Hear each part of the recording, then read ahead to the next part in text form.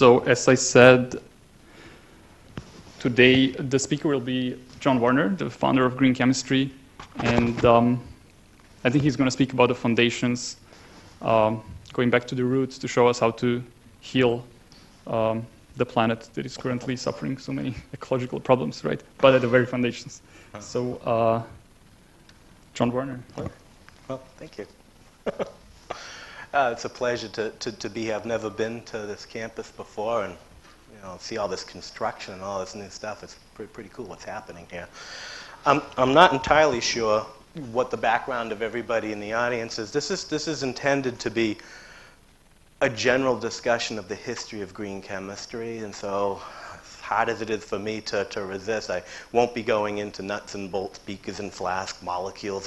There'll be some showing up here and there, but the intention of this is really to be more of a philosophical discussion. We can't help today to open up the newspaper, turn on the radio, turn on the TV, and we hear about this new material that's being banned because of a suspect of carcinogenicity or birth defects, and we're inundated with the environmental implications of all the materials that have been being manufactured in a variety of different instances. My role here today isn't to point that out. My assumption is you've heard that, you know that. What I want to do is to step back and say, why are we in this situation? Why is it that we have dyes that cause cancer? Why is it that we have plasticizers that cause birth defects? Why is it that if we can understand how we got to this point, then and only then can we figure out how do we get out of this?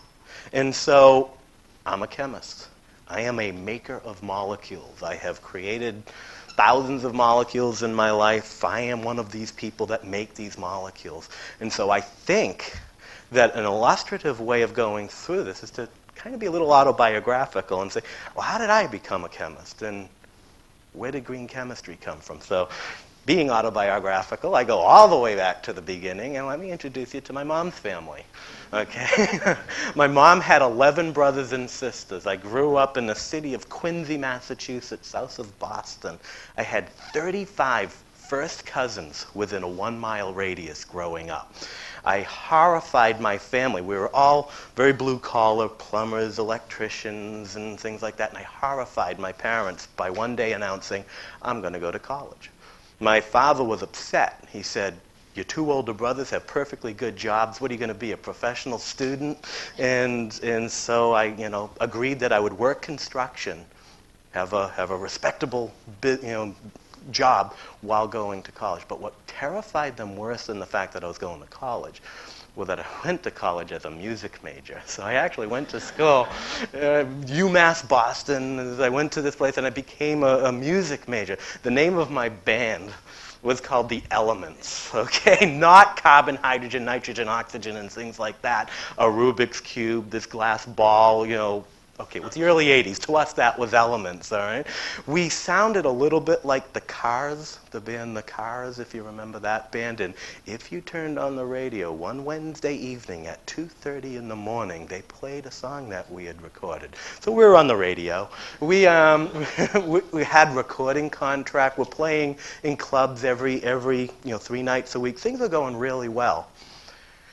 And then my really close friend, the drummer, ends up getting diagnosed with leukemia.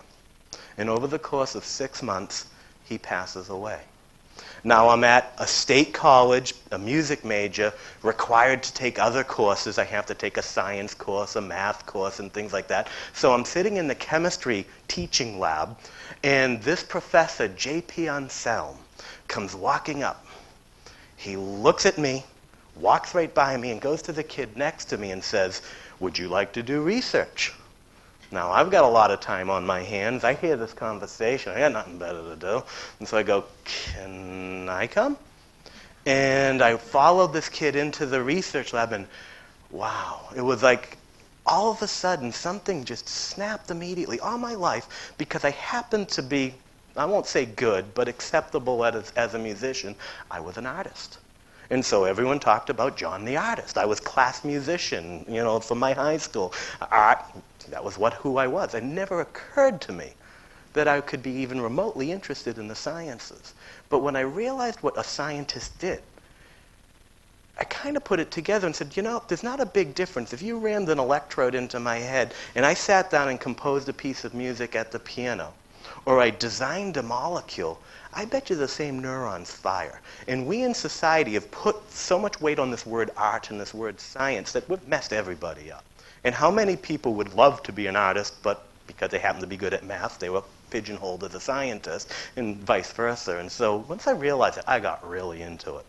Okay, so as an undergraduate, I published 5 papers. At 17 years old, I spoke in Washington, D.C. at National Academy of Sciences about some of the research I was doing. In fact, I actually made the cover of Celebrity magazine with Boy George. Is that claim to fame or what? I'm not as a musician, but as a chemist. So one day I'm at home and the phone rings and I pick up the phone and it's Celebrity magazine. This guy with a very cool voice. Hello, John Warner. We want you to come and have your picture taken in Celebrity magazine. We consider you one of Boston's best and brightest students. Come on down. And I said, no. And I hung up the phone. A couple minutes later, he calls again. Really, we want you to come. And I said, really? And I hung up the phone. Now, I'm working construction, so the next day, I'm not shaven. I'm wearing a flannel shirt. I go into school because I'm going to work afterwards. I'm in my lab doing something. The chancellor of the university comes and bangs on the door.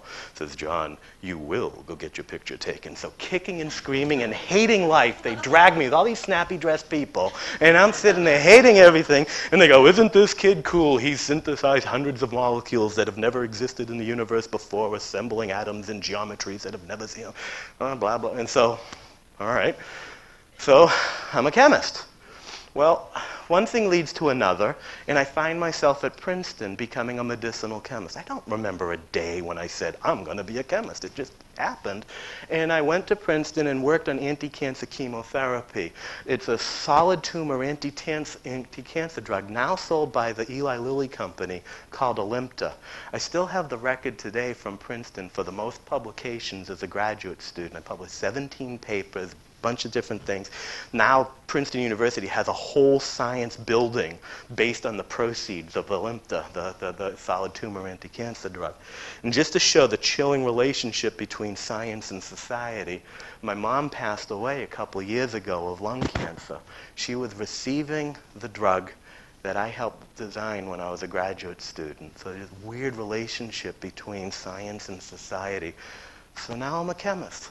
Princeton takes all these pictures of me in front of American flags, holding books, patting me on the head, saying, isn't this guy cool? Well, this is my lab. My dad, on graduation, he came to graduation. I never told him I was a graduate student. I used the word apprentice. I said, Dad, I'm going to Princeton. Look at, they're paying me $9,000 a year. And so, oh, cool. And so I was an apprentice. And so he came to my lab when I graduated, and about here in the lab, there was a telephone. And one day, when I'm a graduate student, the phone rings. And it's this corporate officer from Polaroid, you know, the photographic company. And he says, John, I've been following your career. I remember when you were on Celebrity magazine. I've read all your papers. You know, I've been following your career as a graduate student. I'm thinking stalker at this point. He goes, let's have lunch. So I told 7 people where I'd be, when I'd come back, and I went. And sitting having lunch, he offers me a job heading exploratory research at Polaroid. I said, dude, I'm a graduate student. I'm going into academia. I'm going to be work on anti-cancer. He told me how much he was going to pay me. I said, when do I start? Now I'm an industrial chemist. And so I was blessed to have these, having good people around you make you look a lot better.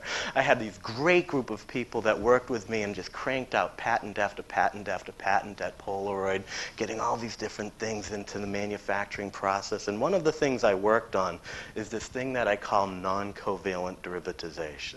I would love to talk to you about non-covalent derivatization, but you might fall asleep.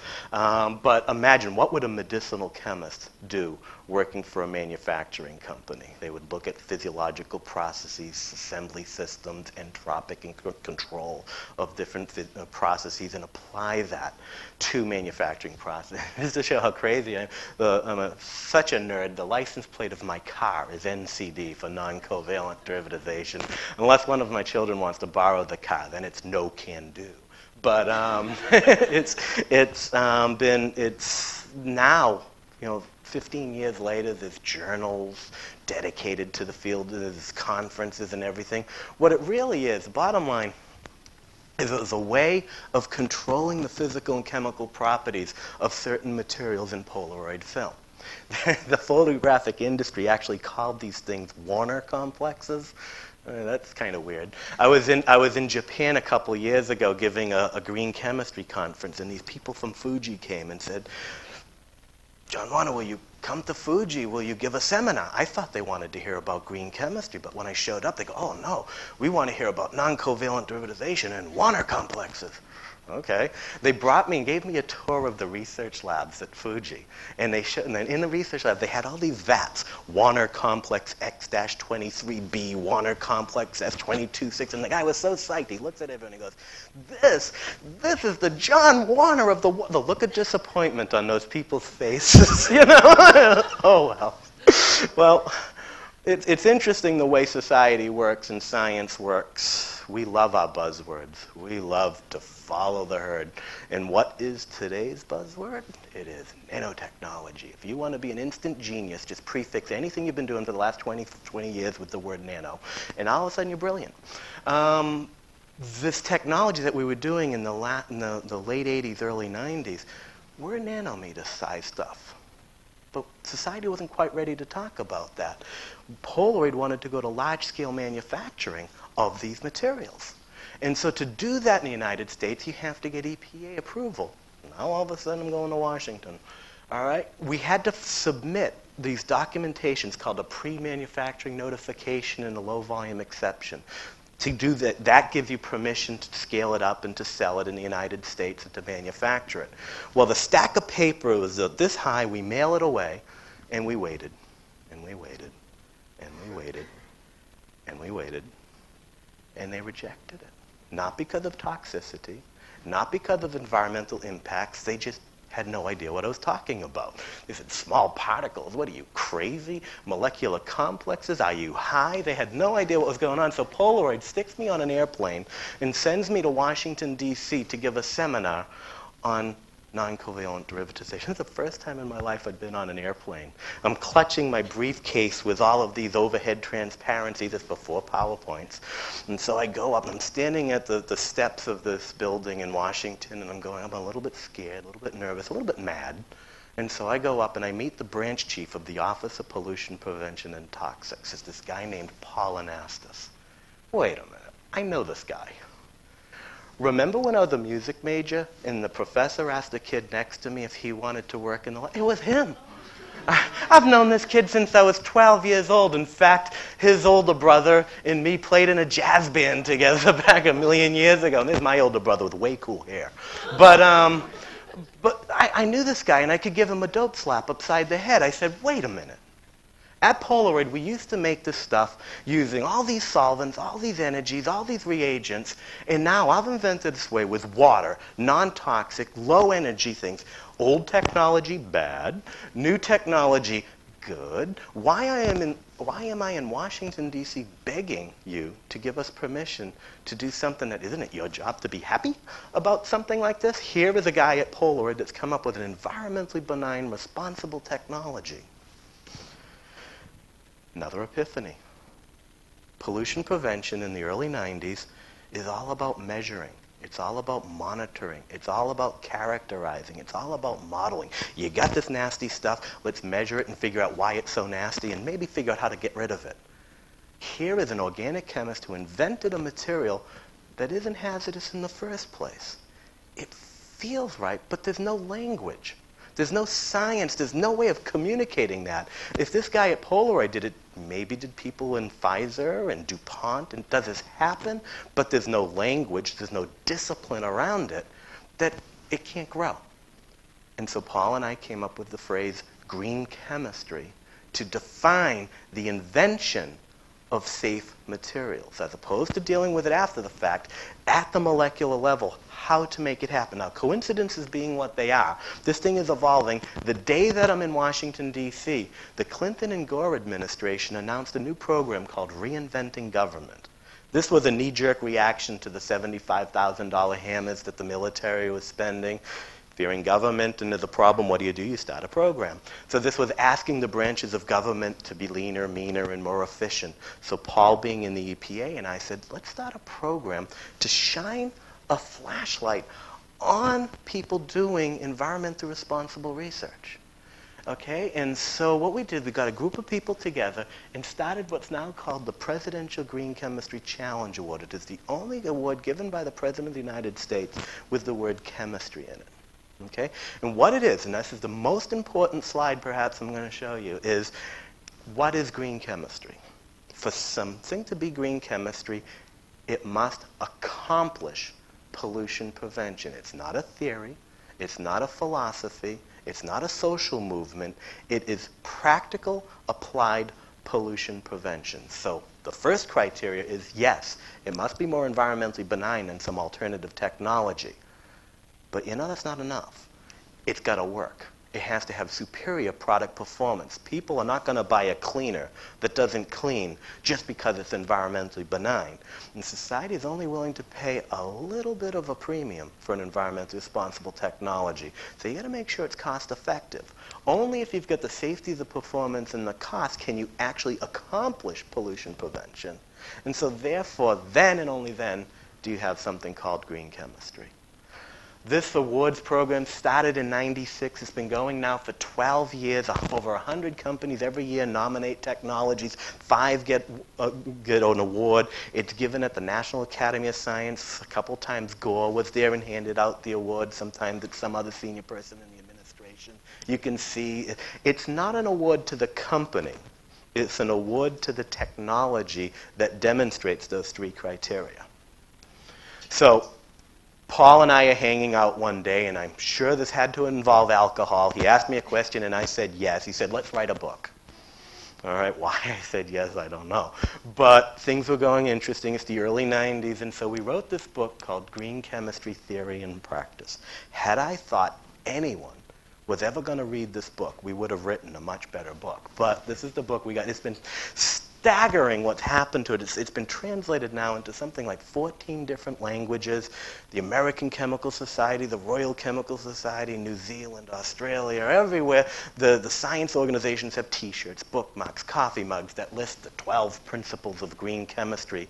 What this is hardcore focus at the molecular level. If you are designing a new material, if you're designing a new product, how can a molecular scientist look at activation energy, catalysis, protecting groups, the things that the nuts and bolts beakers and flask sects do? How can you anticipate the environmental implications at that first moment? In the same way that, back in old Roman times, the architect would design a building. And then as they would disassemble all the braces that were holding up the building at the end of the construction, the architect had to be standing underneath it. So they would be the first ones to know if they screwed up in the design process, okay?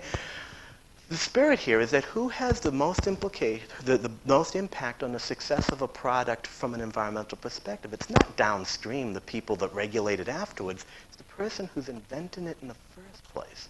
So this is a way of getting tools in their hands to do this. Okay, so I'm blessed. It's such a lucky world that we have here. My wife and I, we get to travel around the planet and go to different countries that are starting green chemistry programs. We give a talk, cut a ribbon, and something like that.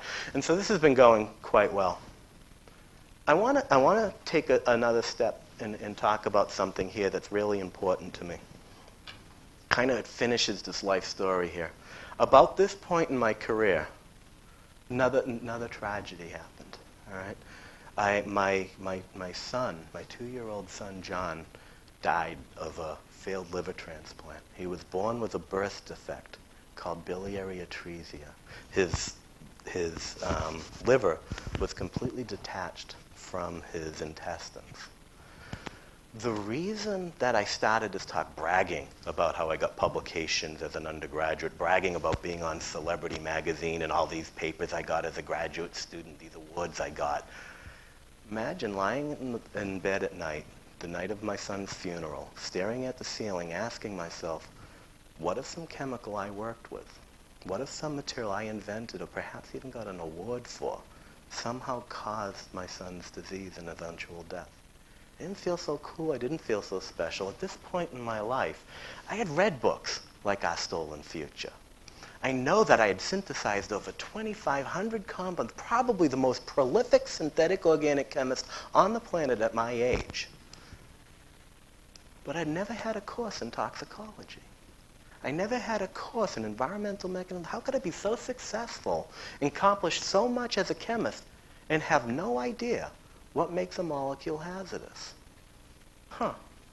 I'm familiar that chemists have certain incidents of tumors, that elevated breast cancer mortality among professors. Report after report after report. 4 years of undergraduate, 3.5 years of graduate school. I never had a course. I never had a seminar. I have never had even a discussion about the implications of health with chemistry. In fact, when I was a music major, I asked a professor, think of the chilling properties of this conversation. I said to the professor, is chemistry dangerous? If I become a chemist, will I put myself and my future family at risk? You know what his answer was? If you're asking yourself that question, get another major. I never asked myself that question for many, many years, okay?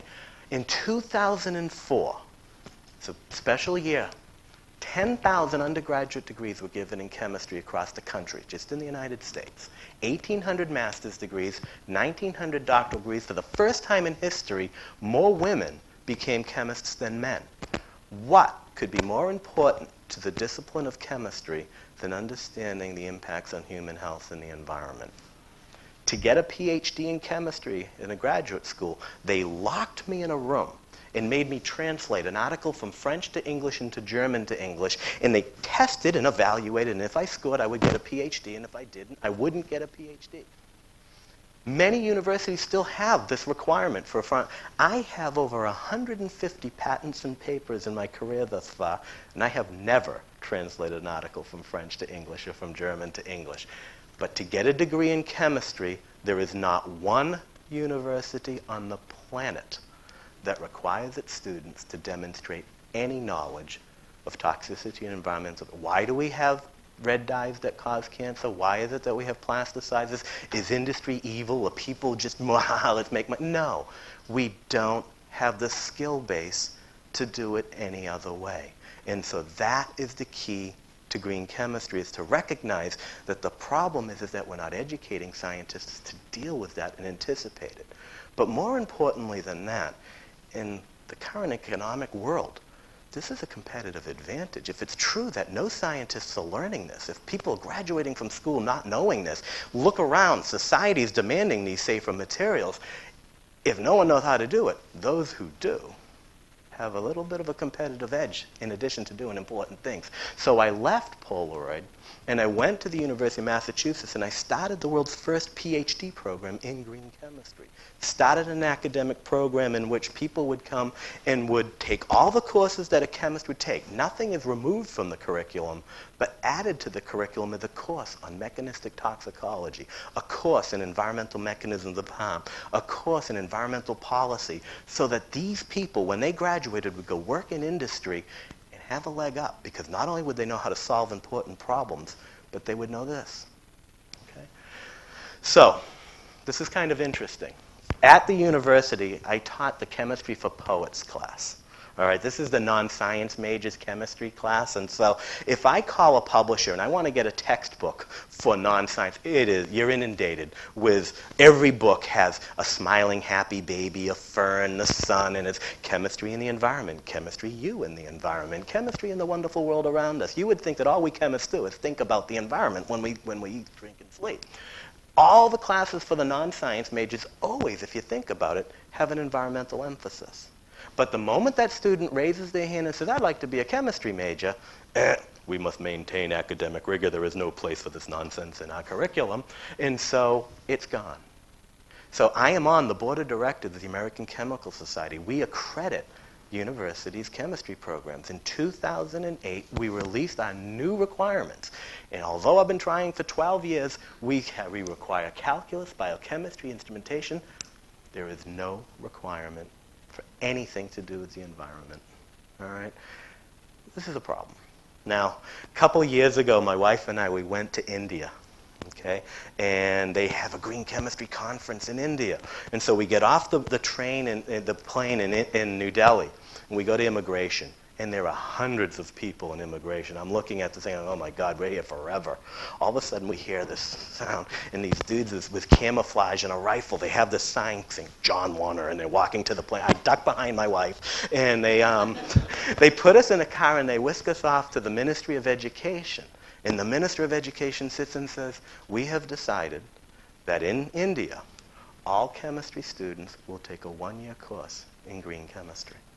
All right? In China, they have opened up 15 green chemistry research centers that employ hundreds of scientists. Isn't it interesting that where manufacturing jobs are going, where manufacturing is now the mainstay of an economy, green chemistry is seen as a staple of the educational process. But where it's leaving, we're struggling to get it integrated. Is it cause and effect, or is it effect and cause? In the state of California, I'm really proud to say that there's legislation going on that is integrating green chemistry now, not just as a way of protecting human health and the environment, which obviously is important, but looking at this as an economic growth potential to attract manufacturing jobs. If you can have a workforce that is trained in this discipline, you've got a competitive advantage. So instead of looking at environmental regulations as a way to drive industry out, let's look at training future scientists and how to deal with those regulations and pull industry in. And California is the first government in the world to actually take steps in that direction. And we'll talk more about that in a second. So what I decided to do is to not, I'm as an activist in the environment as anybody else, but clearly I've got a lot of company in that. Tree huggers are all over the place. I wasn't going to go down that route. So I decided to make the business case for green chemistry. This is the way I frame it. Let's look at the ceiling tiles, the rugs, the walls, all the stuff that we interact with on a regular basis. If we think of all the potential environmental harm, all the potential hazardous materials, the renewable resources, whether or not something persists in the environment, the frightening reality is maybe 10% are completely benign. 90% of them, somewhere in the manufacturing process, there's a nasty going on. All right? If every law, if every policy was enacted tomorrow to force people to do the best they can, we might be able to get another 25%. But now, today, I would argue at least 65% of the things we work with have no alternative. They haven't been invented yet. So we could look at this in despair and say, or we could say, what better time in the history of humanity to be a material scientist? Now all of a sudden, not only are we making cool products, but we're serving society in a way that's unimaginable. All right? And that's why is it that every kid in the United States and the world doesn't want to grow up to be a scientist, to invent new products that are environmentally safe to save the world? What is it that we're doing wrong? Bless you. What is it that we're doing wrong in that who in the right mind would want to be a scientist or a chemist in today's society? We're causing the problems. We're not the solution. We're doing a communication problem. So it's important to think, what do we do in our world when we invent a product?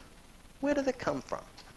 Well, we take molecules and we make materials, and we call that basic research. When we take materials and turn them into components, we call that applied research.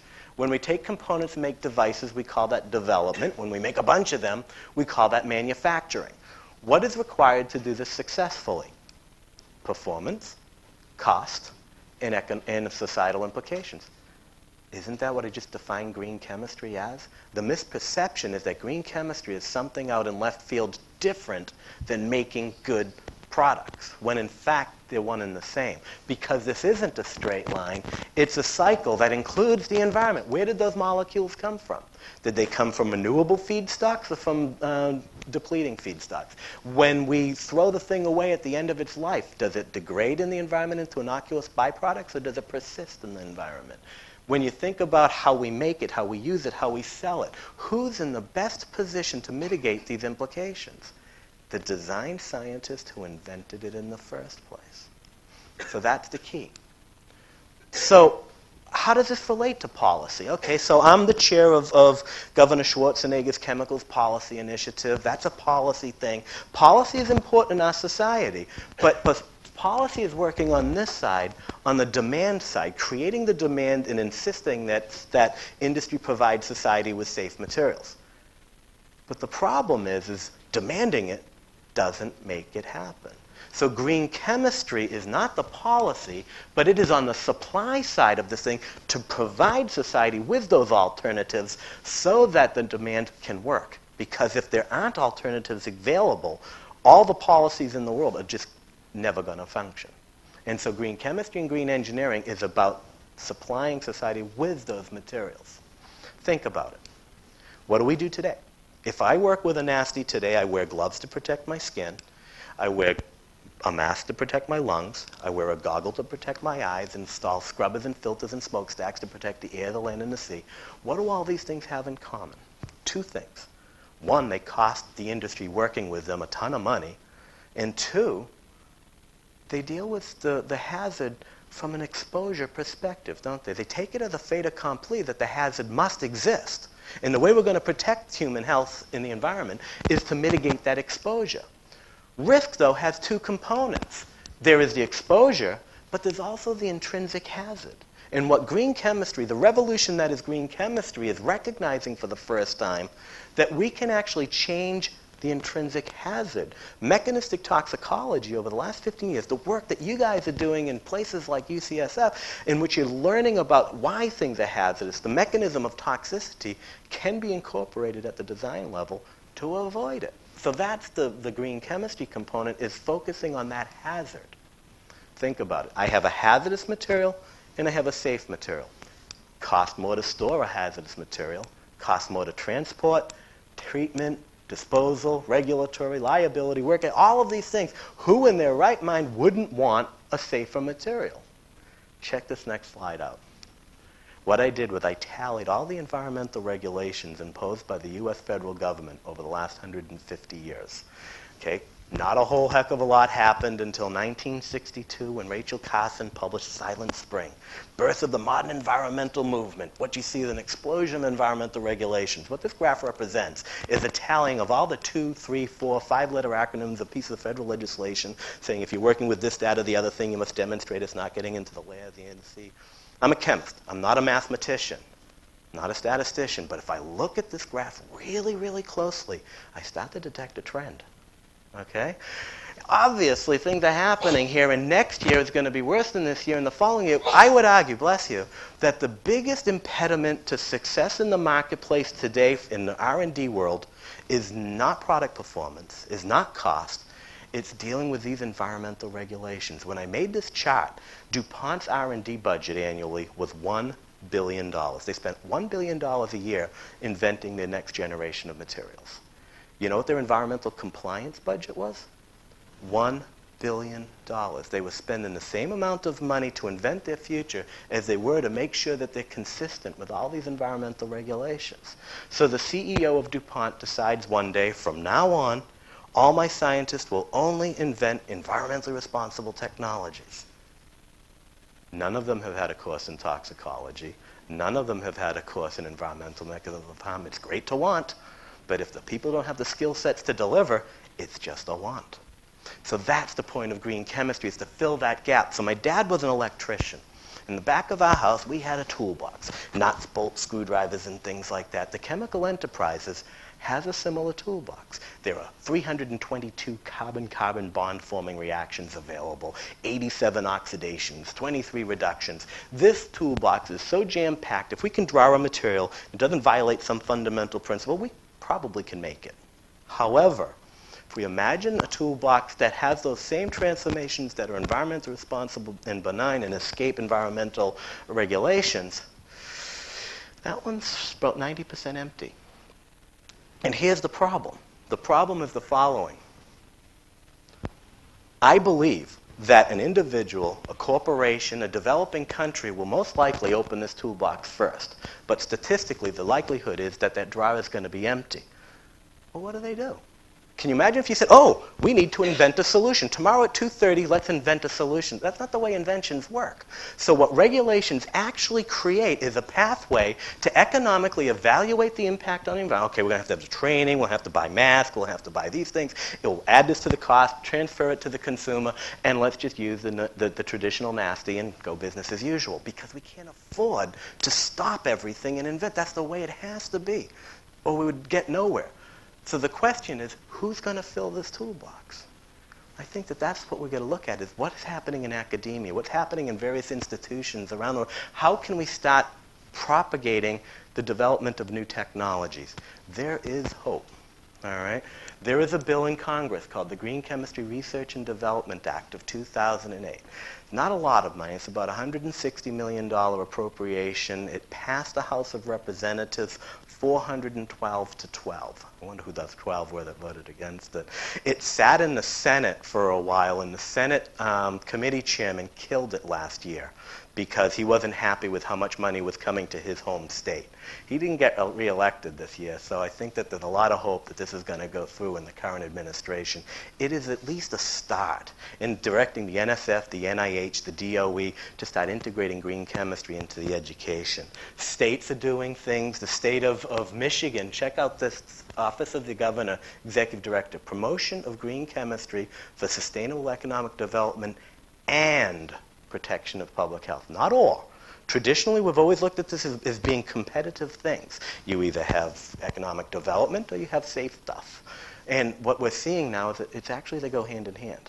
And so California has done amazing things. Like I already mentioned before, Governor Schwarzenegger has already enacted 2 green chemistry laws, a ton of things going on right now. So this is where it's at for legislation. That's a scary picture.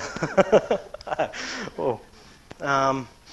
I got an award from Al Gore for the Green Chemistry the Presidential Award Program. Got to meet him. He shook my hand. I got this little pewter hammer, the Hammer Award kind of thing.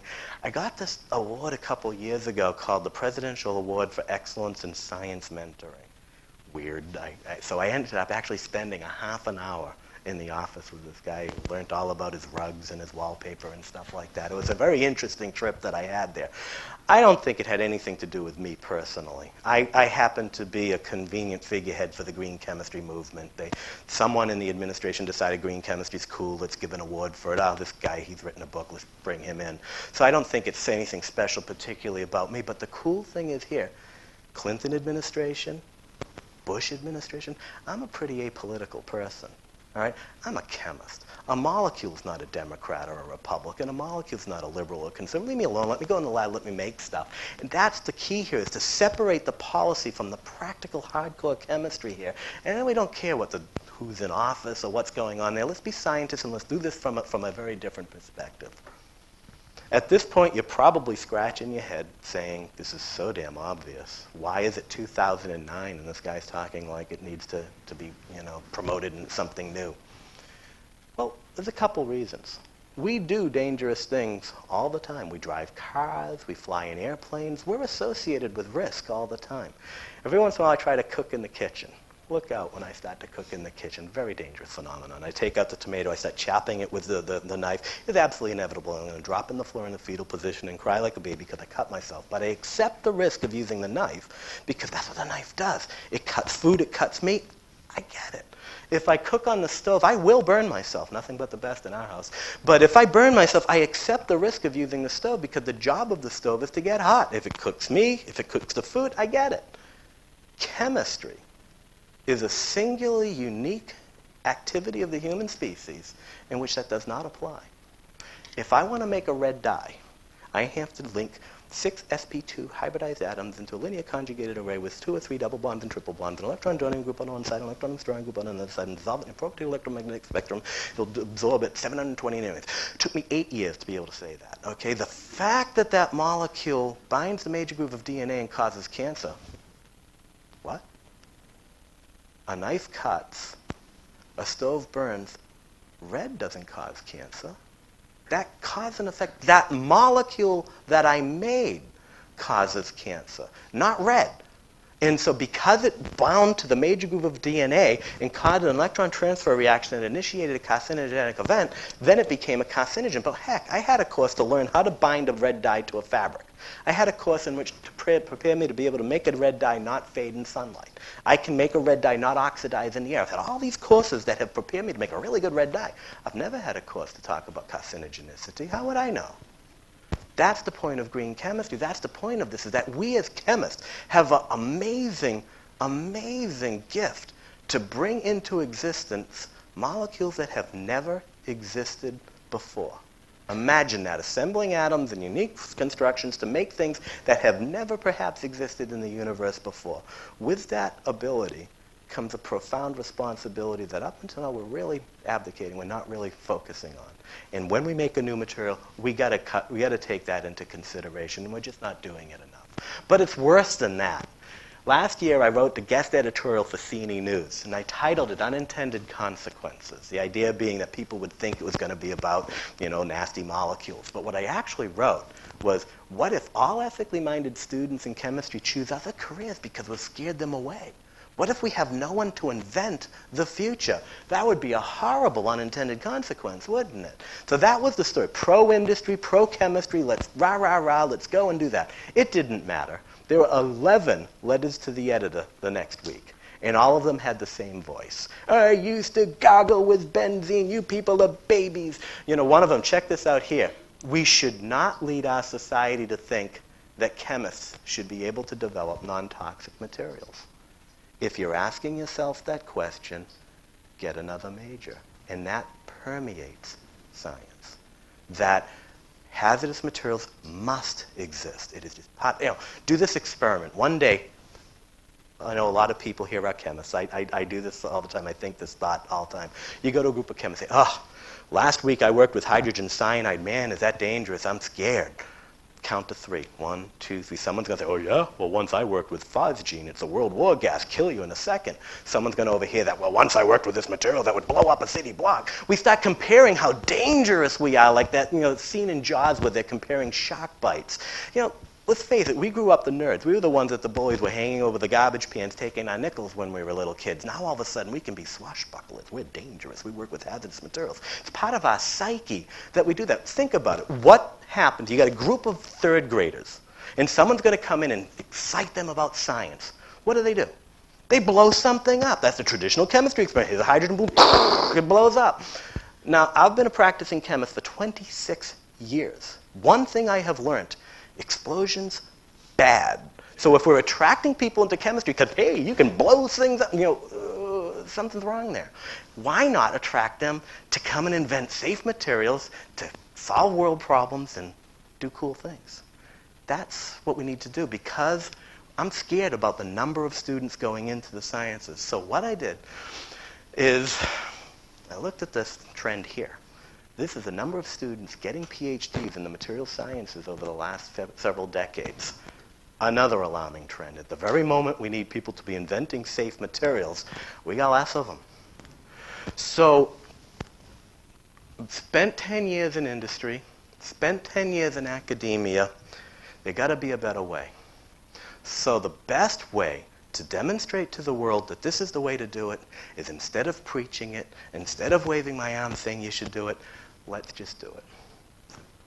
Left UMass Lowell and partnered with Jim Babcock to start the Warner Babcock Institute and the Beyond Benign Foundation. The Warner Babcock Institute is a research institute with a bunch of chemists, a bunch of equipment, inventing safe materials and demonstrating to the world that this can happen. We can solve problems in a cost-effective way that's competitive in the marketplace, and that this is something that can and should be done. The Beyond Benign Foundation is having workshops in different countries and training the future generation of scientists about it. So let's stop talking about it. Let's just do it. All right?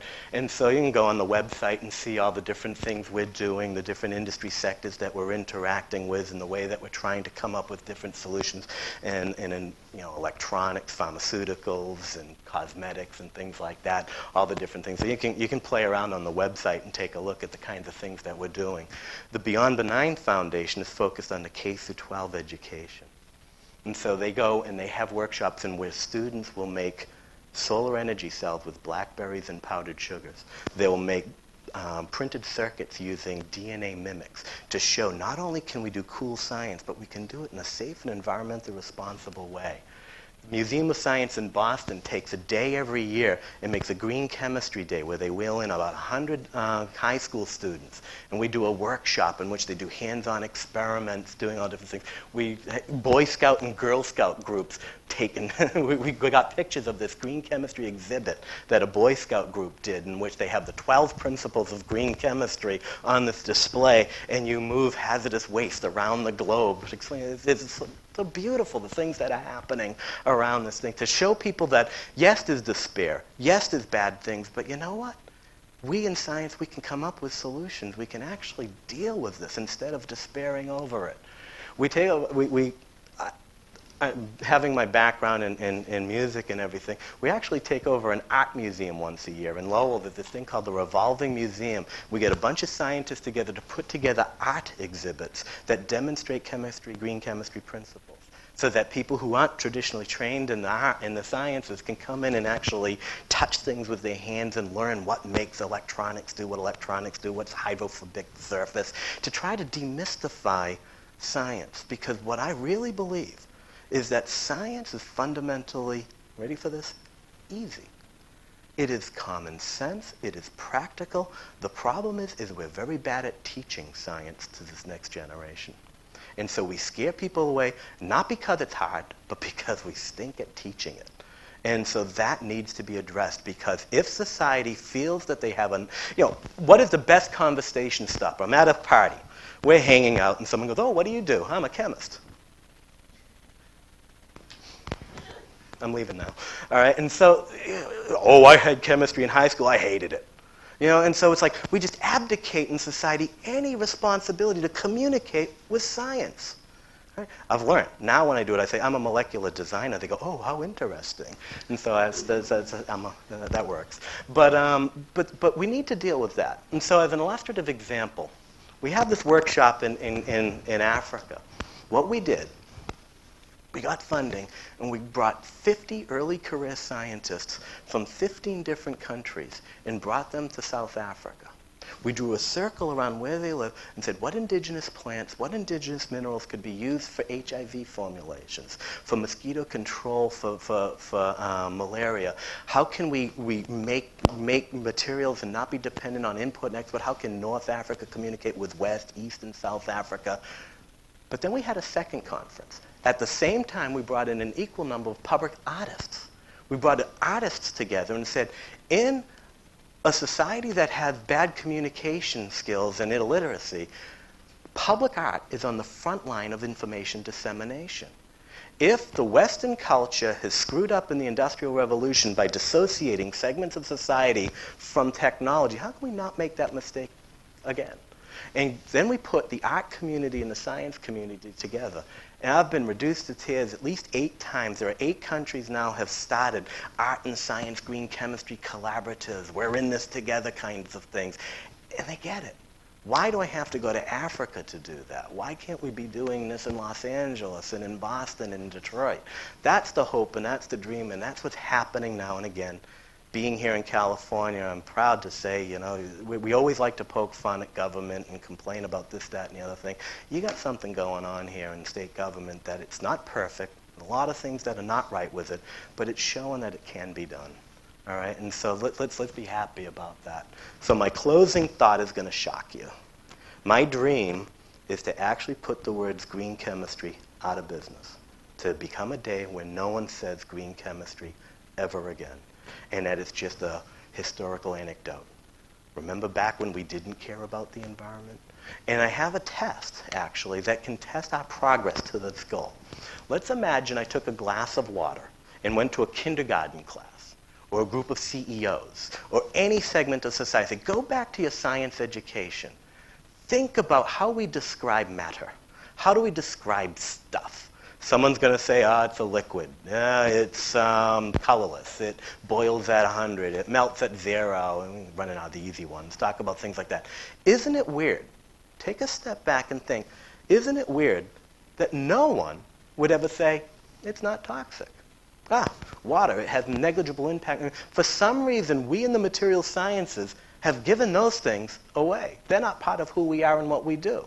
The day that we change it so that a kindergartner remembers, I can make something solid, I can make something boil, I can make something non-toxic, I can make something not hurt the environment. When we just recognize that we do have the skills and the ability to control that, we don't need green chemistry anymore. We've done it. My fear is not that it's going to happen. I am absolutely 100% confident it will happen. The signs are everywhere. All right? My question is, how long is it going to take? Is it going to be 5 years, 10 years, a generation, 100 years? That's the biggest issue. I am 100% convinced it's going to have nothing to do with me. It's the next generation of students. They care about this. I really do believe the next generation of students demand to learn this. Society wants safe materials. Industry wants to make safe materials. The next generation of students wants to learn how to make safe materials. Our job is to put them together, figure out how to make it happen, stand back, and let's save the world. That's green chemistry. Thank you.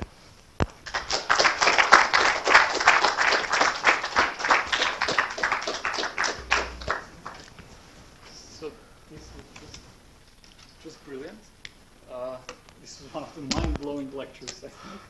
As far, I mean, if you ask me, like, well, one of those books that when you like list page by page and you're sad because you're coming to the end of the lecture, you want to have more and more. So are there any questions for John? There's an email address there if you want any more information. The website, links to other websites and everything. If you think of anything, please, by all means, communicate. Yeah. Let's just, yes, I guess when you're listening at the end, they're measuring races and properties and so on, and environment, necessity. I guess it can also be very difficult to measure those. There's not like one standard assay or one instrument that you can use to do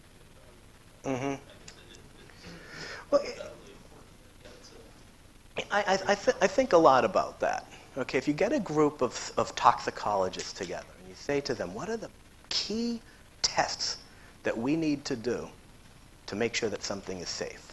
Oh man, do you get a debate. Someone thinks it's this, someone thinks it's that, and there's all kinds of discourse about what is important, what isn't. Right?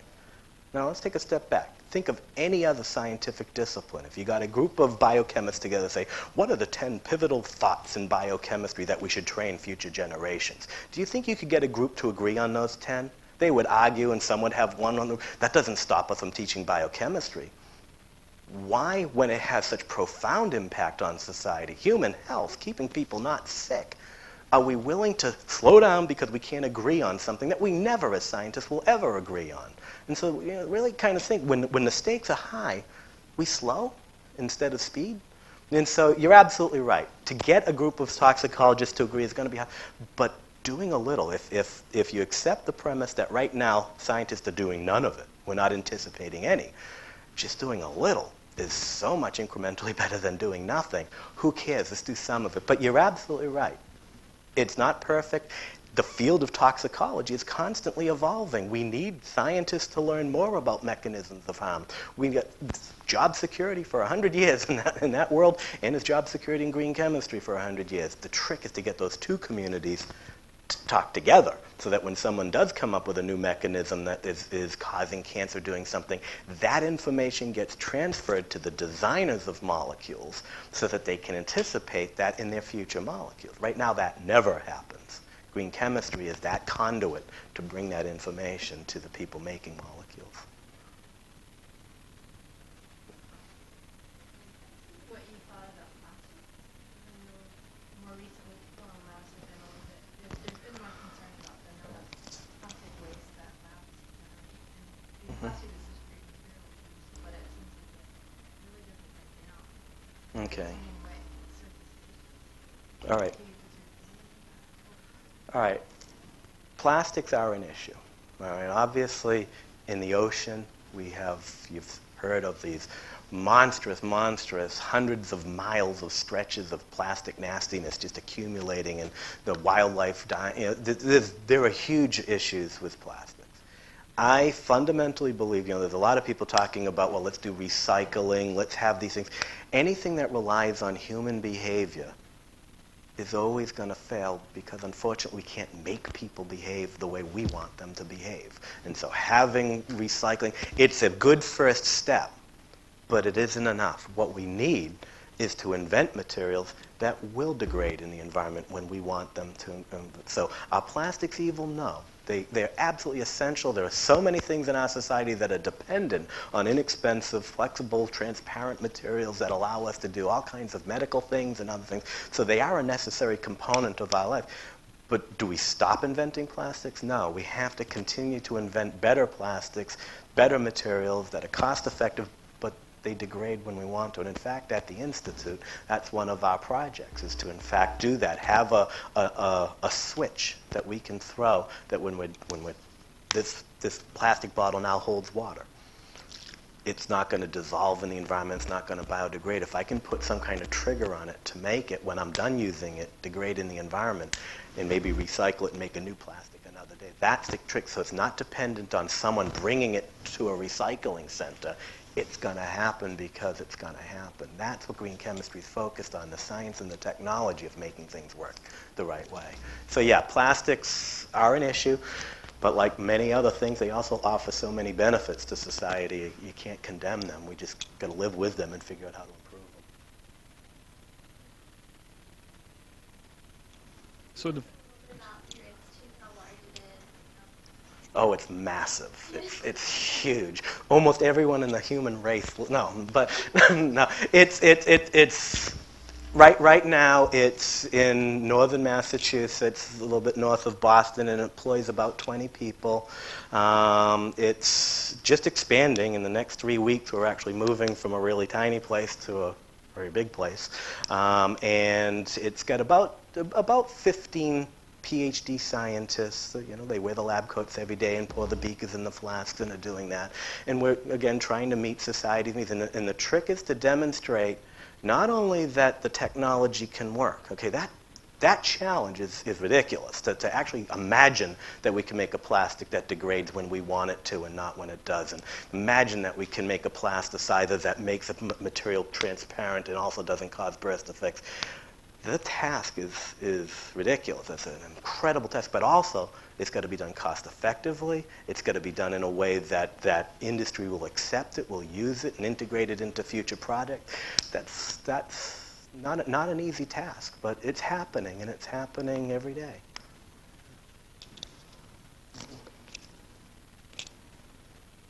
So the final message is that we should return to the foundations and go back to where the design of molecules is done.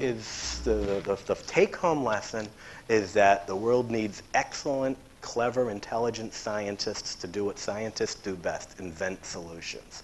And that there are policy issues that have to be dealt with unequivocally, but scientists have to do their part too. We can't rely on just human behavior modifications, that scientists have to recognize that it can be done. And that if you're not being given that training right now, find it yourself. Go get a toxicology textbook. Go get an environmental mechanisms textbook. If you're not being presented it in your own curriculum, take the initiative to learn it yourself so that you can apply it to the things that you're doing. Thank you. Okay. That's all. All right.